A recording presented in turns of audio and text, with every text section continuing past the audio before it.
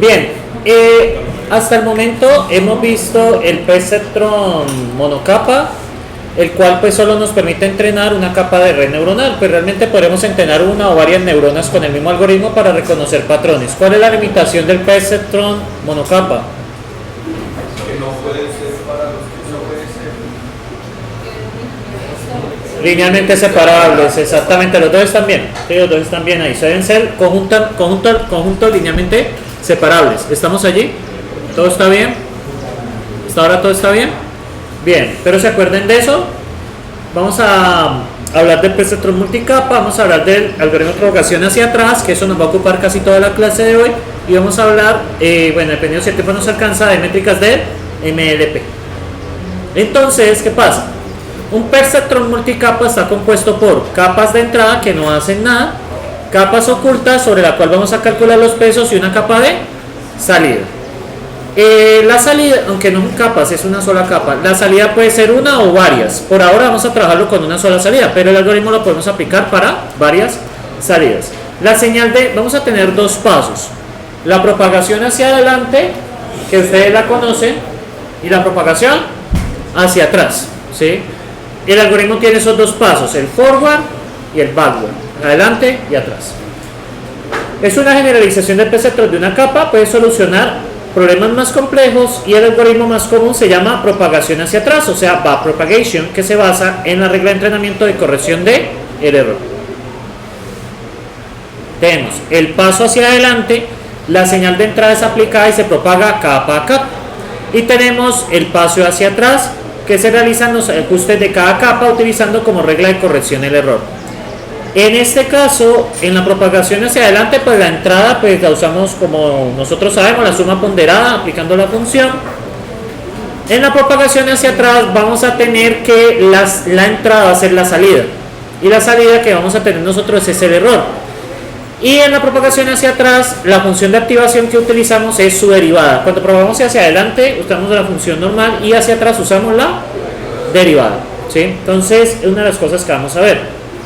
Algunas características: la señal de activación debe ser totalmente derivable. Para que una función sea derivable, ¿qué tiene que cumplir?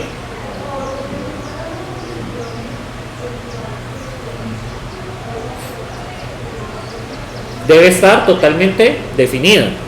No deben de tener puntos. ¿Cómo se llaman los puntos donde no está definida? Puntos singulares. Por ejemplo, la función 1 sobre n es continua excepto en n igual a 0, que es una singularidad. En n igual a 0, ¿hacia dónde tiende? No es que tenga un valor exacto, tiende hacia infinito. 1 sobre n no es derivable, ¿sí? ¿Sí me siguen ahí? 1 sobre n no es derivable. Ahora, es derivable en todos los puntos menos n igual a 0. Entonces, para nosotros poder hacer esto, debemos tener una función derivable. ¿Eso qué quiere decir? Que vamos a utilizar señales de activación que podamos derivar sin ningún problema, que no tengan puntos singulares. Y hay dos: la lineal, la sigmoide, y la otra es la función tangente hiperbólica. Pero la tangente hiperbólica pues casi no la usamos. Yo más que todo me concentro en la sigmoide. Y hay un caso específico en la sigmoide, que es la función logística, que es la que más uso. La función logística es aquella de la sigmoide cuando a es igual a 0. No me digan que se olvidaron de esta función. 1, ay, verdad, esperen, ese es el problema de ser zurdo. A ver, me ubico. 1 dividido, ahora sí. 1 más, sí, yo soy, ese es mi característica dentro del 10% de la población, soy zurdo. Entonces, menos a por x, pero no zurdo de política, zurdo de escribir, ¿sí? Pero ya ni sé que soy ya en política, la verdad.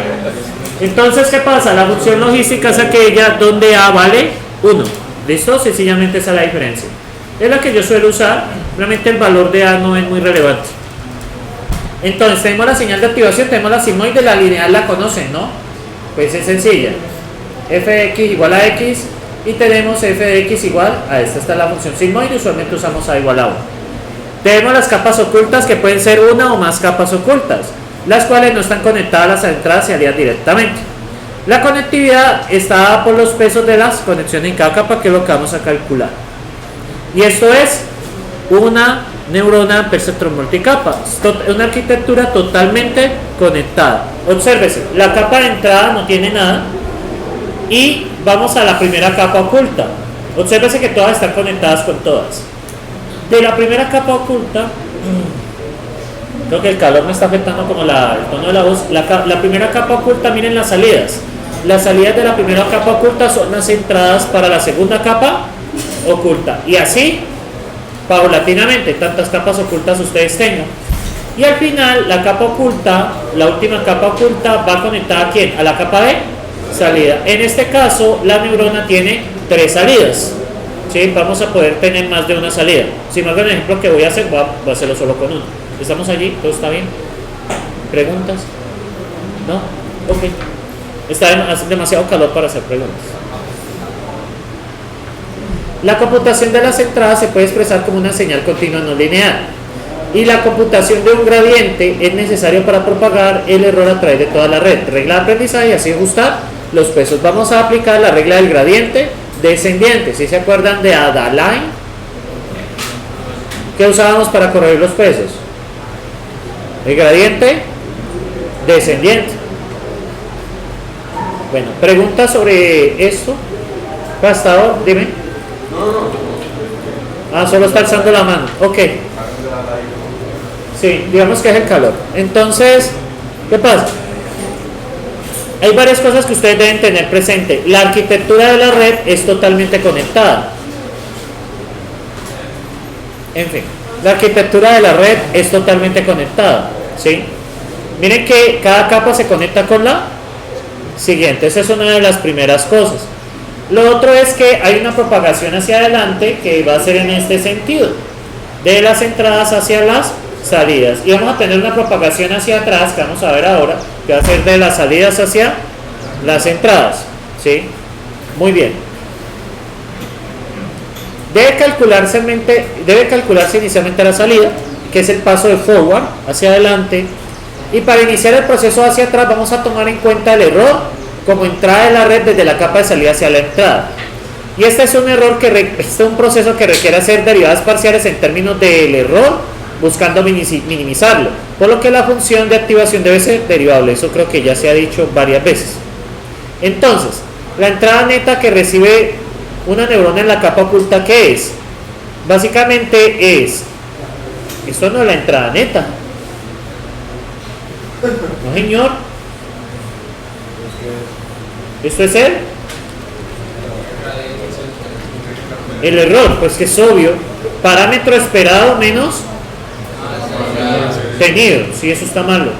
Oiga, cada vez que corrijas diapositiva aparecen errores nuevos. Entonces, el error, la función del error, ¿qué es? Es el deseado menos el obtenido. Esa es la diferencia, ¿vale? Ahora, vamos a tomar el error cuadrático de una capa como un medio de la sumatoria de los errores al cuadrado. ¿Sí saben? Ese es el error cuadrático medio, esa es una medida. Ahora, ¿qué sucede? Es que ya sé qué voy a hacer. Oiga, y les juro que quité unas erróneas que había. En fin, no me requiere como 8 semestres para que quede perfecto. Entonces, ¿qué pasa? Tenemos la señal del error, ahora sí tiene más sentido, y tenemos el error cuadrático medio. Y ahora vamos a aplicar el gradiente descendiente. Entonces, ¿qué es el gradiente descendiente? Lo aplicamos la derivada del error con respecto al peso. Y nos da esta derivada. Entonces, ¿cómo sacamos esa derivada? Ya que lo veo con cara de drama. Entonces, básicamente, tenemos pensemos en una con 2 neuronas. Pensemos en esto, ya podemos hablar de cosas más deliciosas. X1, X2, vamos a tener esta arquitectura, ¿vale? Recuerden que todas van conectadas con todas. Aquí estas van conectadas con todas. Estas van conectadas con todas. Y finalmente están conectadas acá. ¿Listo? ¿Estamos? Bien, al hacer el proceso de propagación hacia adelante, ¿cómo lo hacemos? Recuerden que cada una de estas neuronas tiene la función de activación. Entonces, está la neurona 1, neurona 2, neurona 3, neurona 4, neurona 5 y neurona 6. Los pesos vamos a denotarlos como X y J, perdón, es que X, W y J, donde I es la neurona y J es el número del peso. Por lo tanto, este sería W11. Por lo tanto, este sería W12, W21 y W22, W31 y W32. ¿Estamos? ¿Esta en consecuencia qué sería?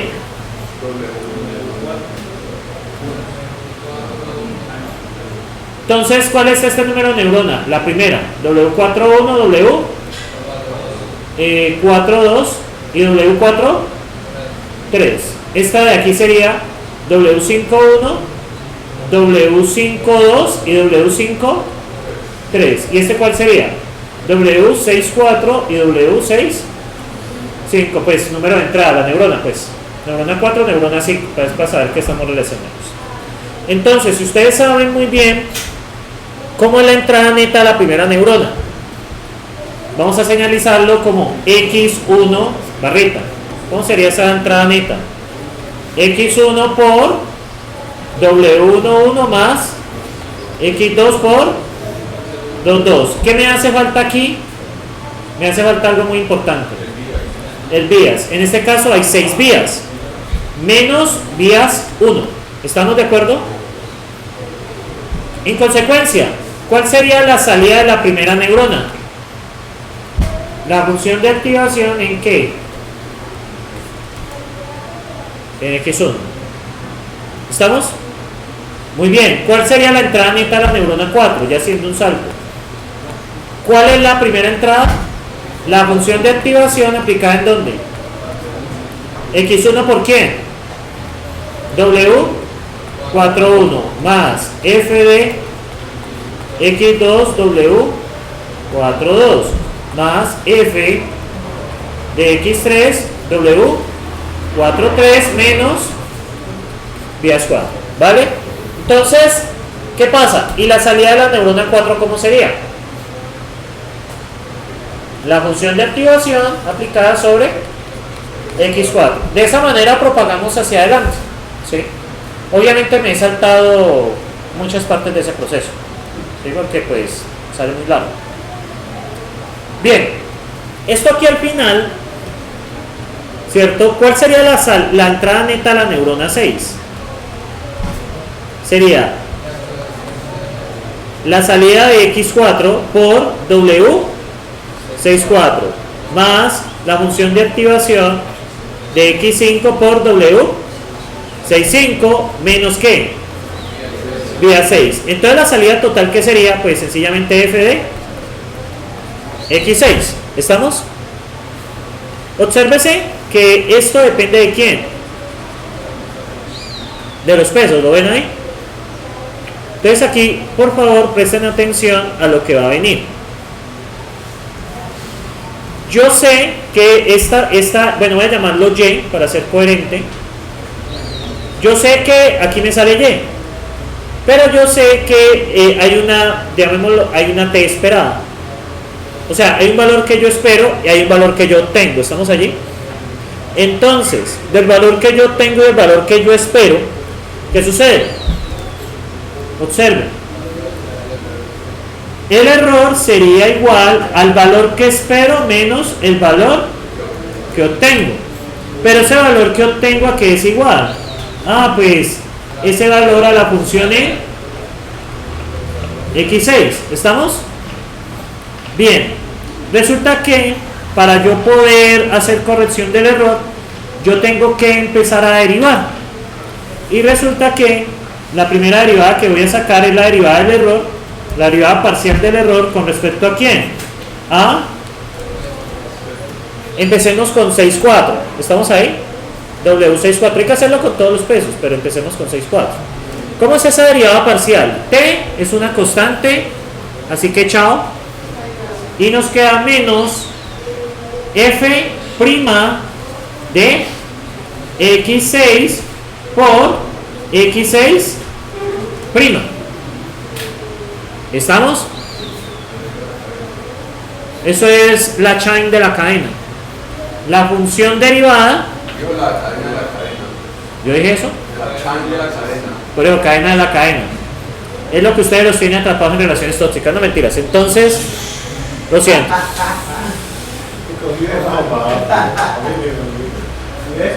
Es el calor. Entonces, ¿qué pasa? Tenemos acá, ¿sí o no? Tenemos x6,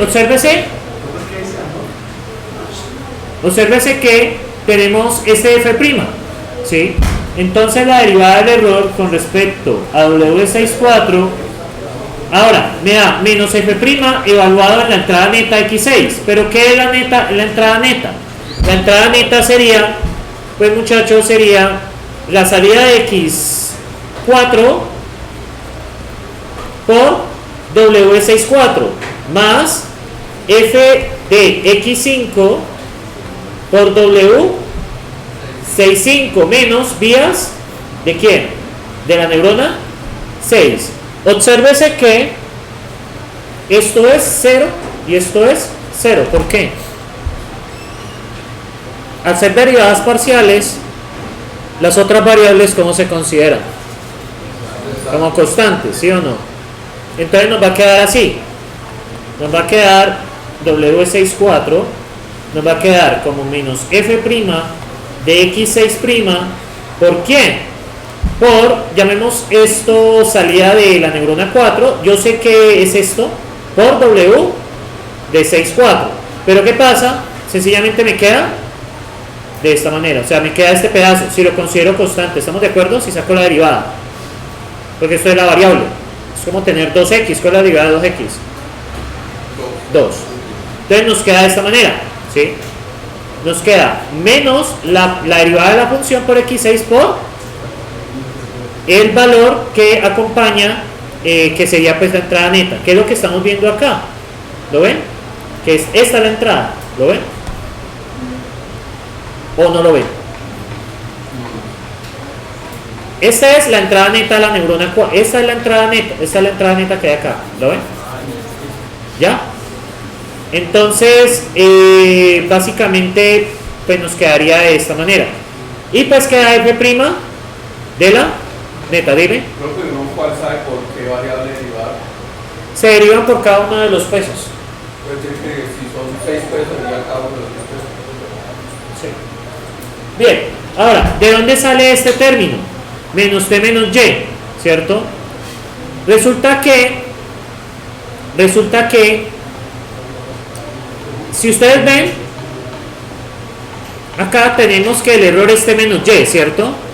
Pero acá hay una cosa que había obviado, es que realmente nosotros derivamos es un medio de ¿qué? De el error al cuadrado. Entonces hay un pequeño cambio, sencillamente cuando aplico regla de la cadena, ¿cómo me queda? El cambio es mínimo. Y disculpen pues, queda 2 sobre 2, queda 2 sobre 2, ¿qué queda? 1, y pues que aquí quedaría t menos y el resto queda exactamente igual. ¿Listo? Porque esto baja y aplicáramos la derivada interna. La derivada interna es este pedazo. Es solamente ese pedazo que lo viene. Entonces me falta este pedazo. Uy. Este pedazo, entonces me queda menos t menos y. Ese menos pues ya está explicado dónde salió. Que esto es el error y quedaría acá. Sí, lo siento, se me fue la otra función. Menos t menos y. Bueno, este menos está allí. Entonces, miren cómo queda. Queda menos t menos y por f' por la, evaluado en la neta por la entrada. ¿Y de dónde sale esto? Pues de aplicarle el proceso de derivar. ¿Me siguen allí? Bien, ¿y yo por qué quiero derivar el error? Para mandarlo hacia 0. Al mínimo. ¿Estamos de acuerdo? Yo quiero que la derivada sea mínima. ¿Para qué? Para encontrar el valor del error. Bueno, yo quiero que la derivada sea 0, qué pena, para que el error sea mínimo, que es lo que yo quiero hacer.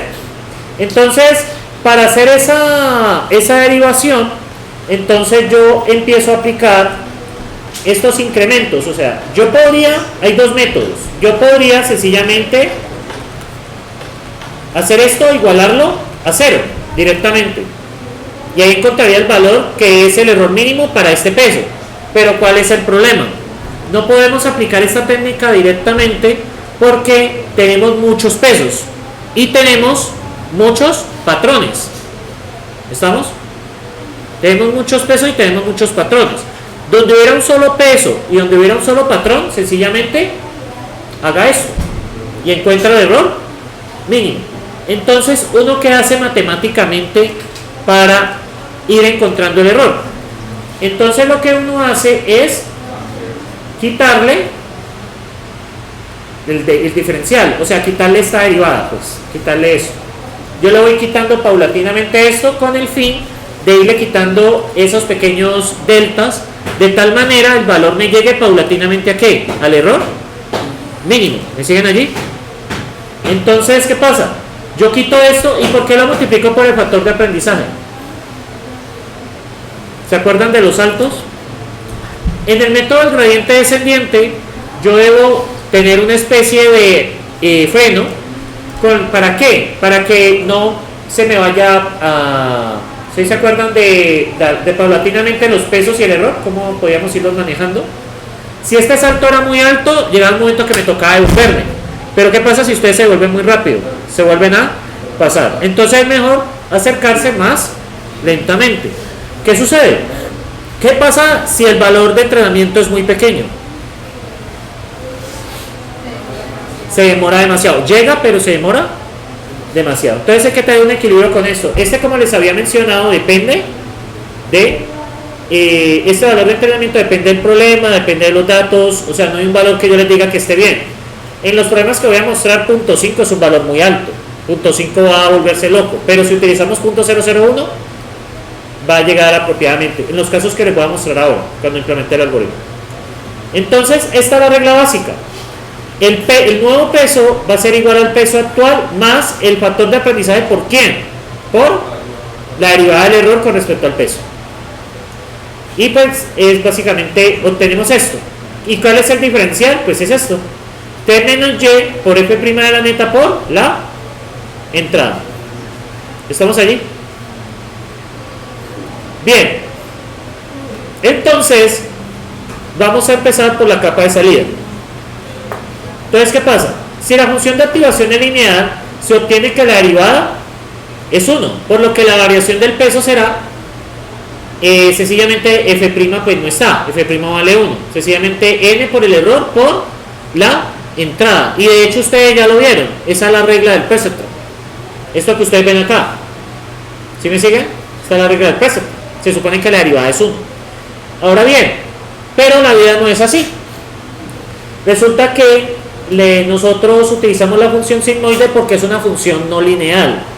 Resulta que en la clasificación, vamos a ver más adelante, cuando ustedes están clasificando patrones, supongamos que estos son unos puntos, estos son otros puntos. Bueno, no parecen puntos, ¿verdad? Bueno, vamos a hacerlo más bonito. Yo sé que el calor me debilita, pero ustedes me fortalecen. Entonces, así está mejor. Estos son unos puntos, pongámoslos por acá. No, mentira, ustedes no fortalecen nada, mentira, no les dan. Por acá. Llega, ya me sentí importante por fin en mi vida y usted lo dañó. Bueno, supongamos que vamos a clasificar estos puntos, ¿vale? Entonces, ¿qué pasa? Para yo acotar zonas, si yo utilizo la función de activación lineal, voy a poderlo hacerlo, pero a través de funciones, por ejemplo así, ¿vale? Son funciones rectas. En este caso pudimos, bueno, hagan de cuenta que es una función recta. Esto es si utilizamos la función lineal, pero si utilizamos la función sigmoide, ¿qué creen que va a pasar? Vamos a poder hacer contornos, o sea, cóncavos. O sea, vamos a poder tener funciones cóncavas y esto nos permite clasificar mejor los datos. ¿Estamos ahí? Esto sería en el caso de sigmoide. ¿Lo ven? ¿O no lo ven? ¿Vale? Sigmoide nos permite tener esas irregularidades. ¿Vale? Es una de las ventajas de utilizar una función no lineal como la función sigmoide. ¿Todo está bien por ahora? ¿Nada está bien? ¿Listo? Por eso es que utilizamos la función sigmoide. Entonces en el caso de este caso de acá, entonces acá tenemos regiones rectangulares. Y con este tenemos regiones cóncavas. Y obviamente una región cóncava nos va a permitir tener mejor los datos. Ahora, resulta que la función sigmoide tiene algo muy interesante. Su derivada se escribe en términos de ella misma. Sería 1 más e a la menos neta. Básicamente esto siendo s, su derivada es s por 1 menos s. Vamos a ver si se acuerdan. 1 dividido... ¿Esto porque está tan...? Ah, ya. 1 más exponencial de menos x. Vamos a derivar a ese niño. Usando los poderes de la pereza, esto se puede reescribir así. ¿Sí o no? A la menos 1. ¿Todo está bien? Y ahora aplicamos la derivada. Entonces, esto es f de x y esto es la derivada de f con respecto a x. Entonces, ¿cómo nos queda esa niña? Primero, 1 más e a la menos x a la menos 2. Por, sí, la derivada interna. Ah, el negativo sale, sí señor. Claro, porque sería menos 1 y el otro se resta 1. Menos acá. Y ahora la derivada interna de este niño. ¿Cómo es la derivada interna de este niño? Menos e a la menos x. ¿Ya? ¿Sí? ¿Y cómo nos queda? Miren, sencillísimo. E a la menos x sobre 1 más e a la menos x al cuadrado. Pero resulta que yo quiero escribir en estos términos. Entonces, ¿cómo yo haría esto? Recuerden que esto da s de 1 menos s. Entonces tengo que sacar un s. Y es muy fácil. 1 por 1 más e a la menos x, factor de quién? E a la menos x de 1 más e a la menos x. ¿Estamos? ¿Todo está bien ahí? Pues ya saqué la primera. Entonces, por los poderes que me concede la pereza, esto es s. Y vamos a ver cómo podemos transformar ese en e.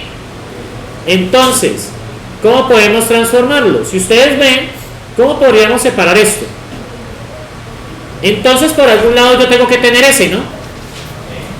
¿Estamos de acuerdo? ¿O no estamos de acuerdo? Entonces, ¿qué vamos a hacer? ¿Qué vamos a hacer? Miren lo que yo voy a hacer y ustedes me van a decir si es válido o no. Yo voy a restar 1 más e a la menos x y sumarlo. ¿Estoy haciendo algo malo? ¿Estoy haciendo algo malo? Sí, eso es malo. Pero miren, resté y volví a sumar lo mismo. O sea, es como sumar y restar 1. Y observen, voy a juntar a estos dos niños que obtengo 1 más e a la menos x sobre 1 más e a la menos x menos 1 más e a la menos x. ¿Y cuánto me vale este señor? 0 no. 1 menos e más e a la menos x y esto se nos transforma en 1 menos s.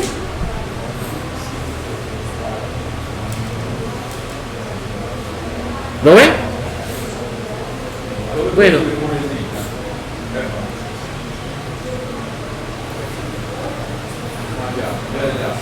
O sea, el truco es restar y sumar lo mismo, pues, o sea, si ustedes suman 1 más e a la 1 sobre 1 más e a menos x y le restan lo mismo, pues, güey, va a dar igual, ¿sí?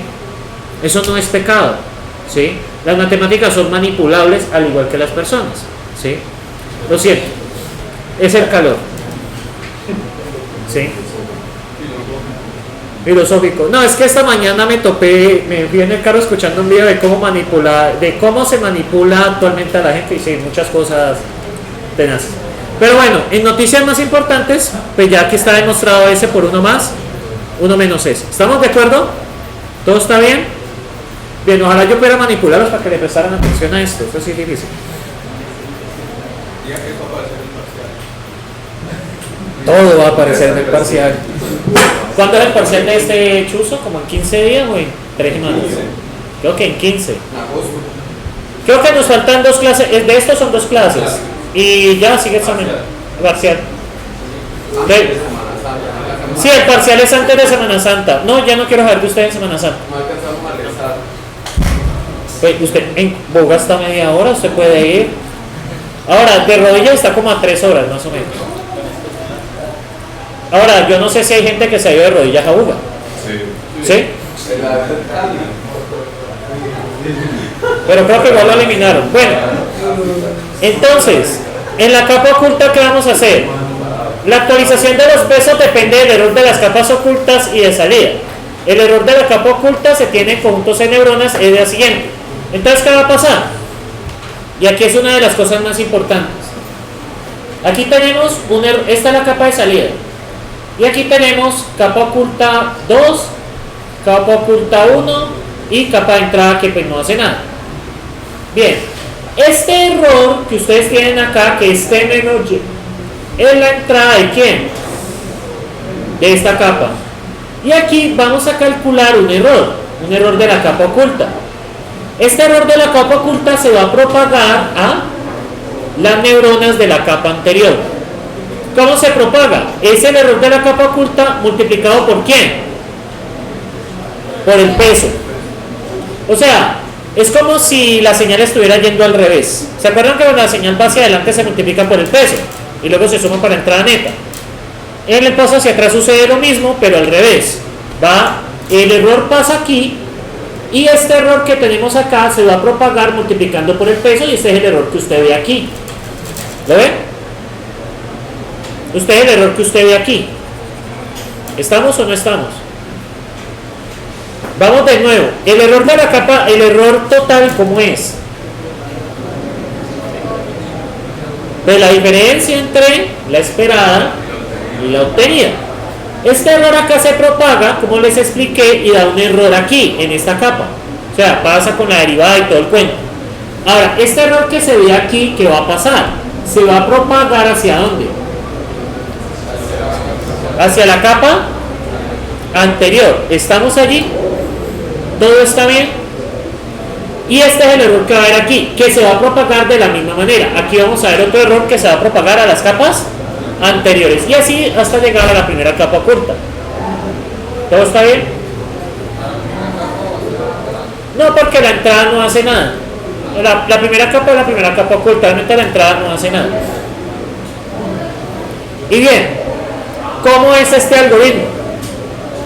Y ahorita me va a tocar explicarlo paso a paso y lo requiero con los ojos abiertos porque esto es lo más importante de esta primera parte del curso. Se utiliza un conjunto de patrones para entrenar la red. Se aplica... Bueno, deben tener alguna cosa urgente. Se aplica la entrada a la red y se calcula la salida total. Se calcula el error entre el valor deseado y la salida. Se propaga el error hacia atrás, es decir, que el error de la capa n se propaga.